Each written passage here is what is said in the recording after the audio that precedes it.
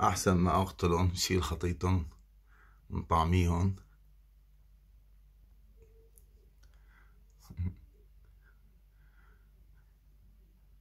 يكون عندها صغار.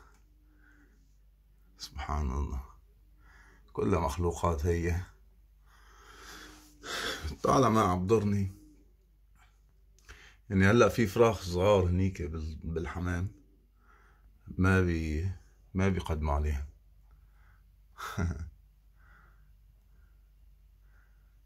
راح تفرج. في ناس بتعذب البساس يعني بشوف صور هيك رابطينهم من رقبتهم شانقينهم. هي حيوانات والطير، يعني في طيور يعني ما بتسوى، يعني طيور. هي الطيور هون اللي هون هدول يعني عامل عشوا جوا كمان مع الطيور. هلا كان في واحد النوب بس راح. ايه الانسان الراحمون يرحمهم الرحمن. يعني هذا قطط وهاي لون ملاقية تاكل وشبعانة وسادة جوعتها، ما راحت اكلت حمامتي ولا حمامة حدا. اللي بحب الطيور والحيوانات ما بحب شي وبروح بأذي شي تاني. واحلى شباب الجميع راح انزلكم اياه على اليوتيوب. ونسينا نسلم اول شي، والله كنت بس بدي اسجله هيك الي الفيديو بس هيك. صرت افكر اني احط لكم اياه تشوفوا الجردون هذا اللي جاي ساكن عنا بهالمحمية، محمية الطيور الشامي. احلى شباب الجميع. وخلص اخر حبة جردون. خالص ايش بدك.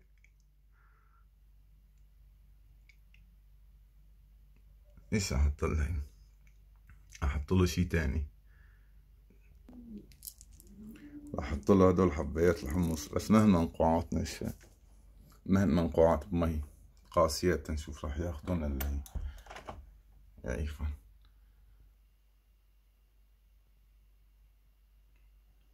حطيت له حبايات الحمص، هلا راح يجي لاني برا الثلج. فالحيوانات سبحان الله.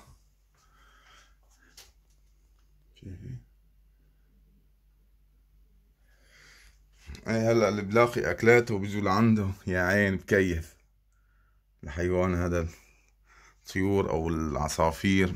امبارحة بالليل هيك مو تلج، كنت طالع برا فالارانب كلها هيك سبحان الله بالثلج بتبين كانت. فهيك يعني حافرة هيك اماكن صغيرة وعم بياكلوا العشب. إيه سبحان الله. فهذا عم نحط له اكلاته بهالبرد.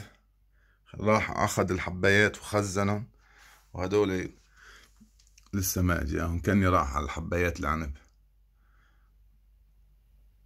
يلا السلام عليكم احلى الشباب الجميع.